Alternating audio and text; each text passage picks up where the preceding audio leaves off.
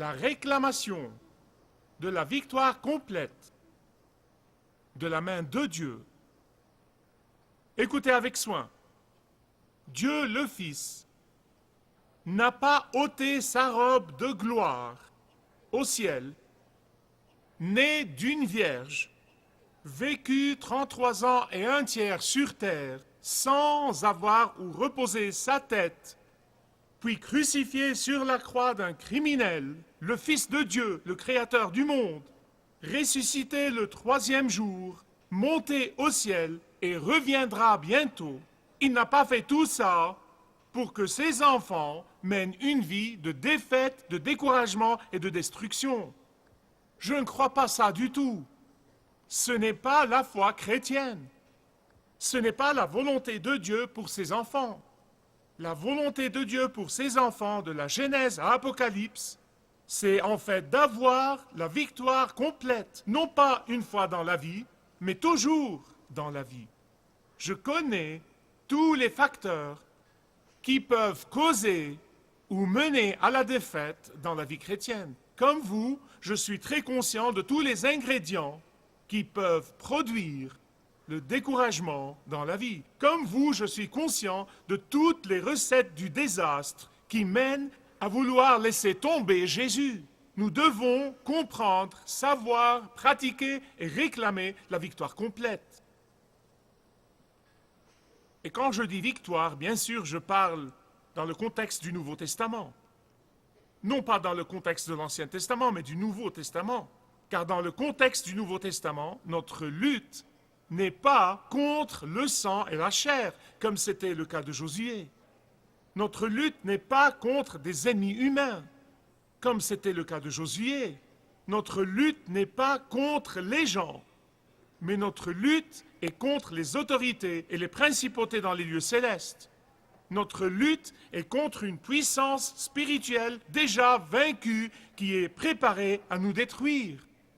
Écoutez-moi, Satan est celui qui cause les conflits entre les croyants. Il cause les conflits dans les maisons. Il cause les conflits dans le mariage. Il est celui qui cause l'aveuglement de l'intelligence des incrédules. Il est celui qui cause l'antagonisme entre les enfants de Dieu.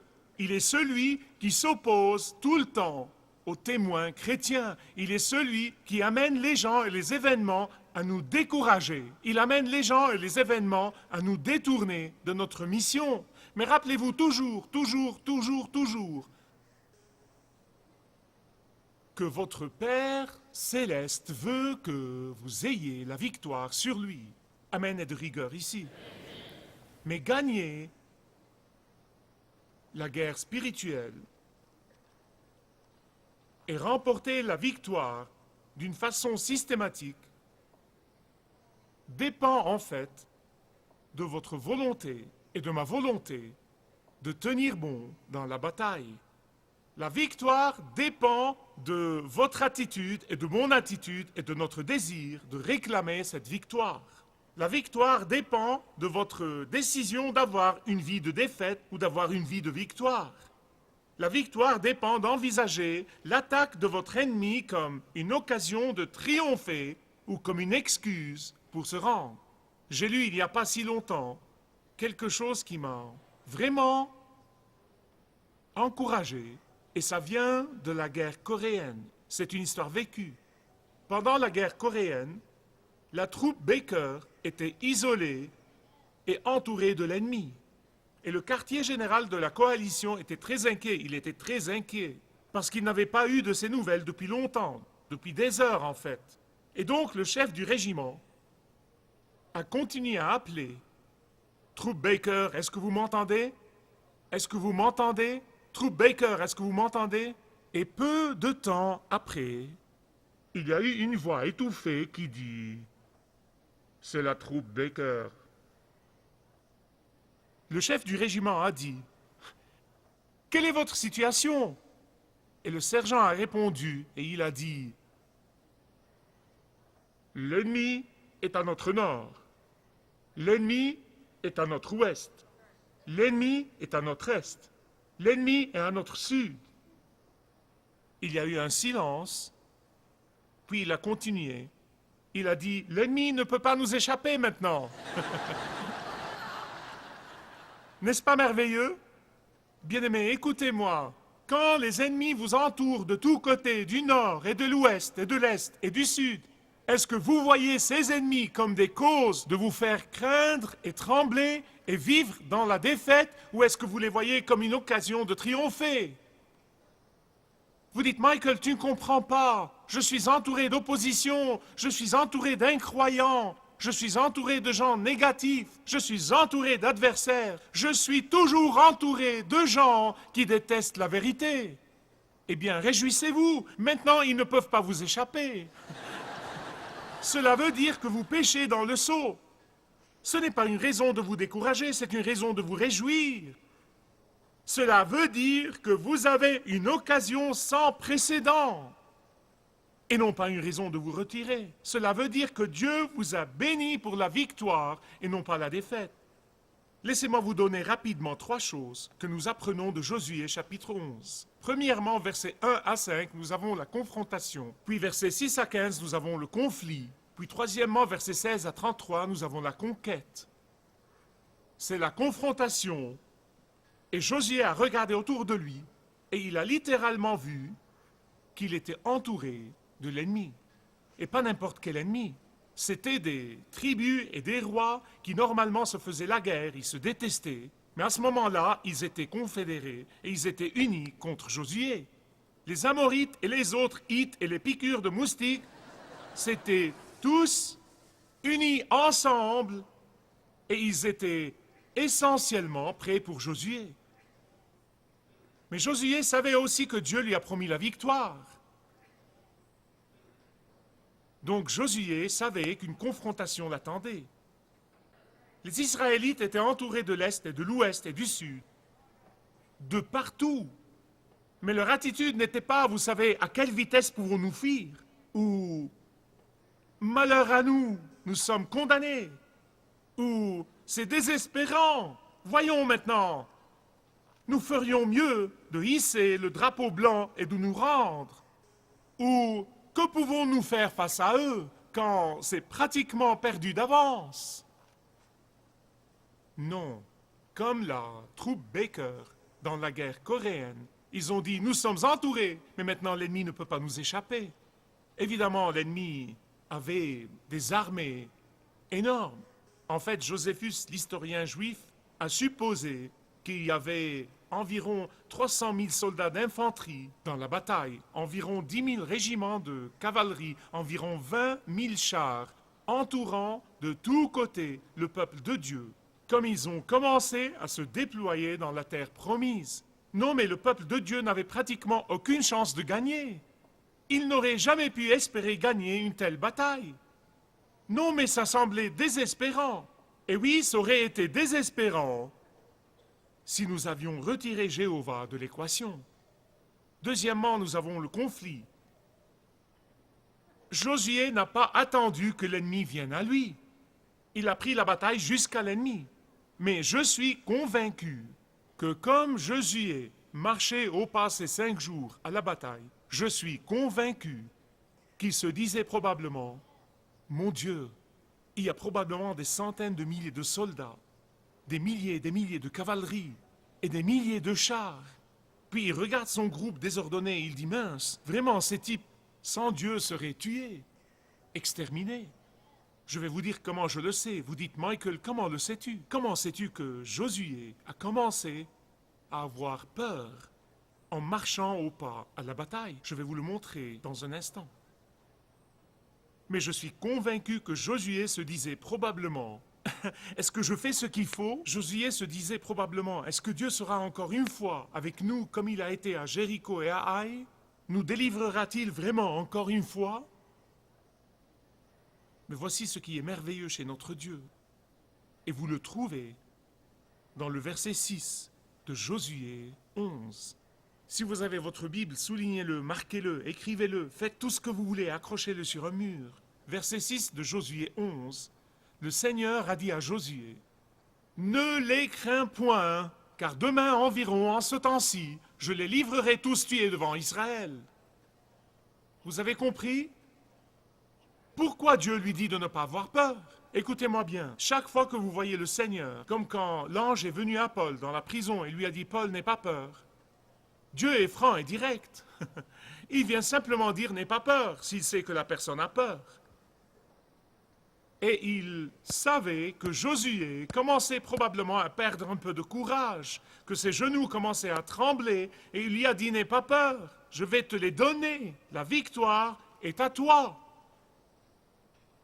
Laissez-moi vous dire quelque chose d'extrêmement important. Si vous vous retirez de réclamer pour le Christ les âmes perdues,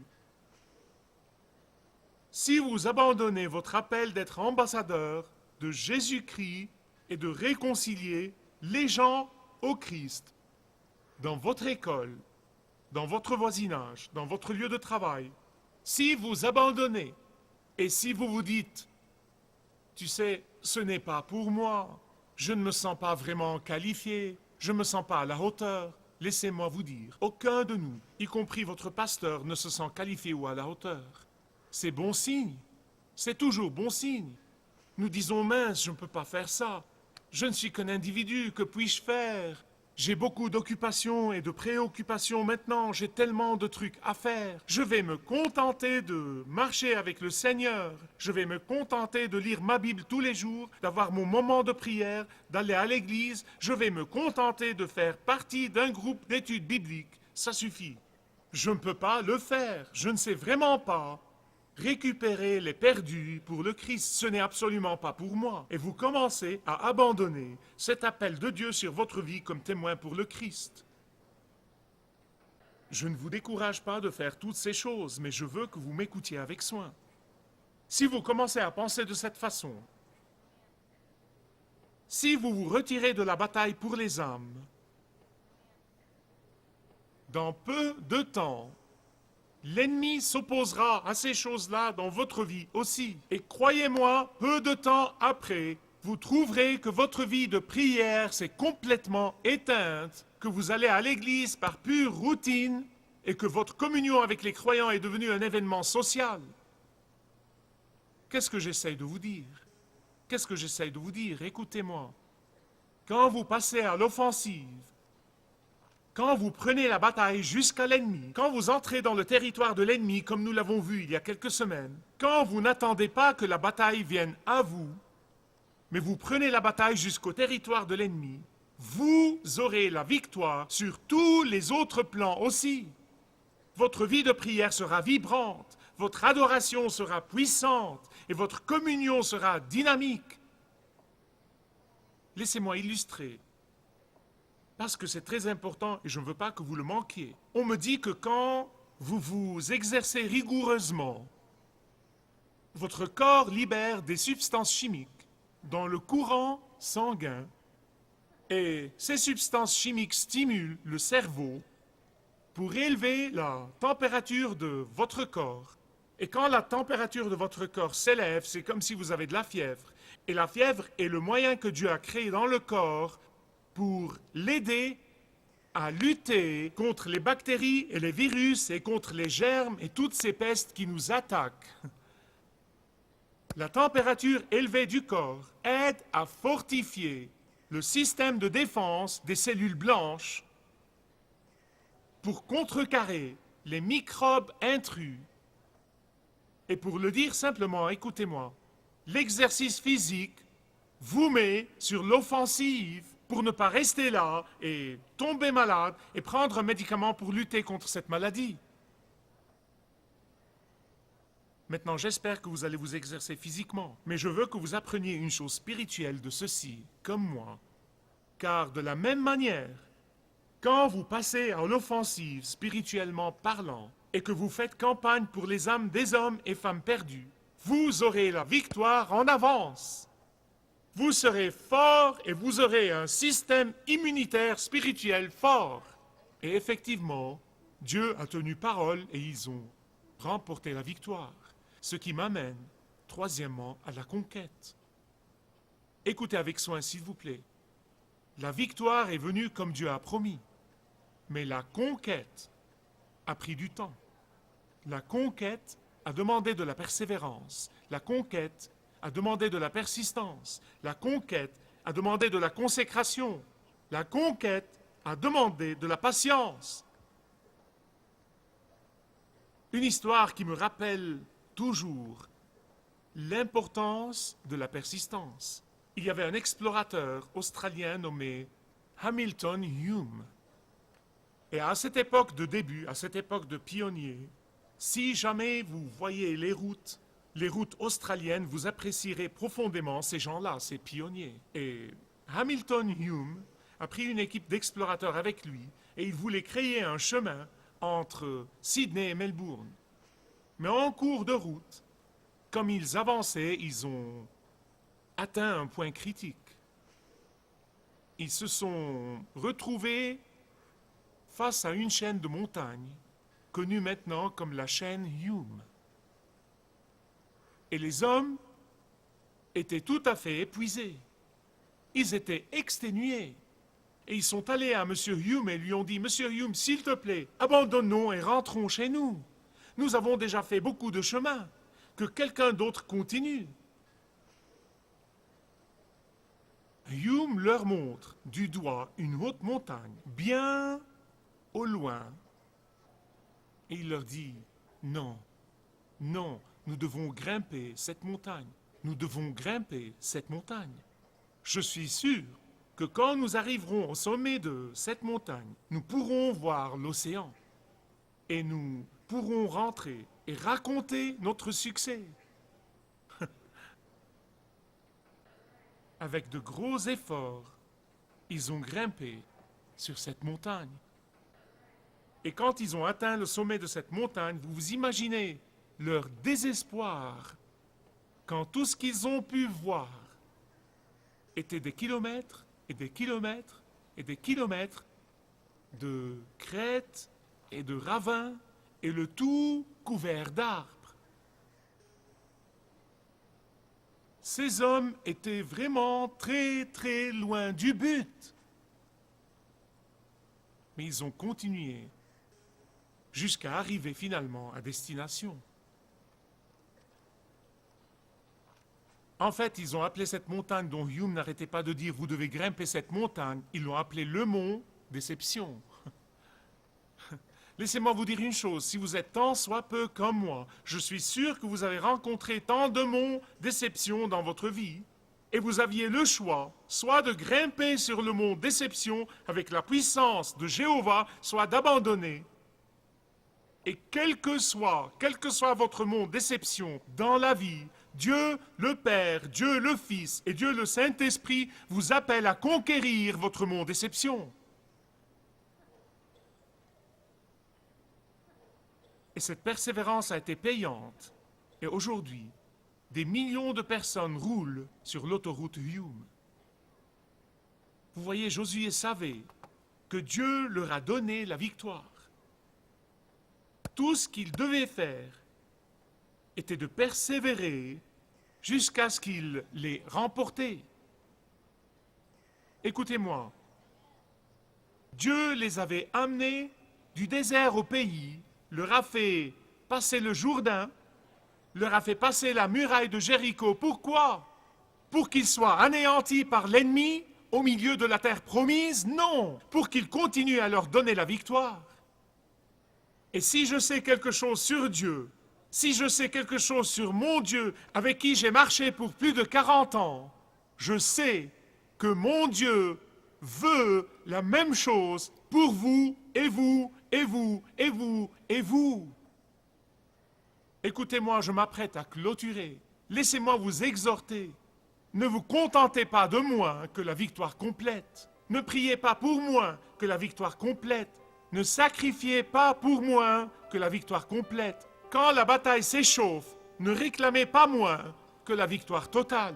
Quand l'ennemi semble fort et puissant, ne faites pas de compromis et réclamez la victoire totale. Quand Satan vous poursuit, prenez la bataille jusqu'à lui, allez à ses territoires et Dieu vous donnera la victoire complète.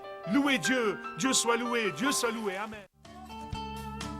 Si vous désirez connaître Dieu d'une manière personnelle, demandez le livret « Retrouvez la joie que vous avez toujours désirée » et vous pourrez découvrir l'amour de Dieu pour vous et apprendre comment expérimenter son pardon.